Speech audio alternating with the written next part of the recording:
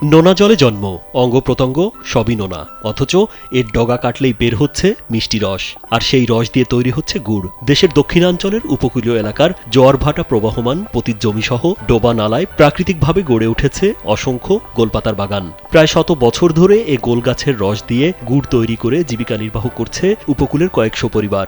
আমার ওই 70-72 বছর বয়স, আমার দাদাও করিয়েছে, আমরাও করি, আমার বাবাও করছে, কোনো এখন পর্যন্ত অসুবিধা হয় না আমাকে। গোলের গুড়ের ব্যাপক চাহিদা এবং সুনাম শুনতে পাচ্ছি আমরা চারদিকে, এবং এটি ডায়াবেটিসের জন্য খুব ভালো এবং কৃমি যাদের রয়েছে তাদের জন্য এটা উপকারী। এতটুকু শোনার কারণে আমি আজকে গোলের গুড় সংগ্রহ করার জন্য নীলগঞ্জ এসেছি। অত্যাধুনিক ফিচার সম্বলিত বিভিন্ন সাইজ আর কালারের 250-টিরও বেশি ডিজাইন অপশন নিয়ে ওয়ালটন স্মার্ট ফ্রিজ, বোঝে আপনার প্রয়োজন। আমাদের দেশের যারা ডায়াবেটিসে ভোগে তারা আসলে এই গোলের গুড় দ্বারা কিছুটা মিষ্টতার স্বাদ নিতে পারে, এতে তাদের ক্ষতি হয় না।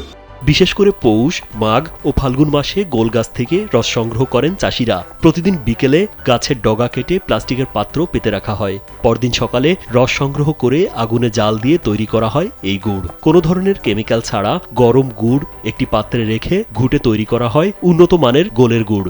এই রস লাগাইতে হয়, কাটতে হয়।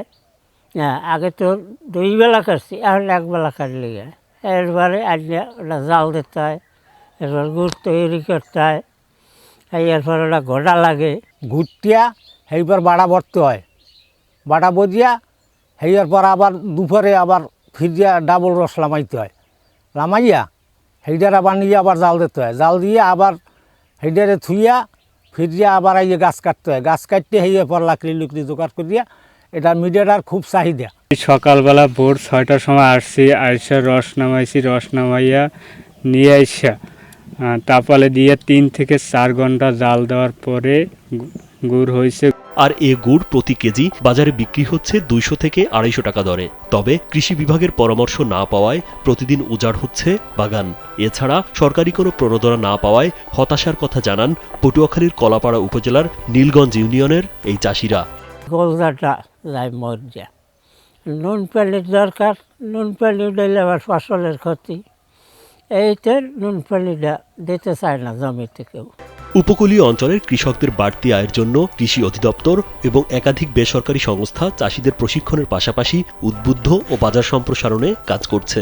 এখানে প্রায় 250 থেকে 300 কৃষক সরাসরি গোলের গুড় উৎপাদন বাণিজ্যিকভাবে এবং সেটি বাজারজাতকরণের ক্ষেত্রে সম্পৃক্ত।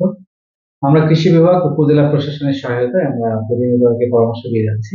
উপকূলীয় এলাকার খাল খনন করে জোয়ারভাটার পানি প্রবাহ বৃদ্ধি করতে পারলে গোল গাছের বংশবৃদ্ধি হবে। এতে একদিকে যেমন গোলের গুড়ের উৎপাদন বাড়বে, তেমনি দেশের চাহিদা পূরণ করে বিদেশে রপ্তানি সম্ভব বলে মনে করছেন গুড় উৎপাদনের সাথে সংশ্লিষ্টরা। রাজীব বিশ্বাস, কালবেলা।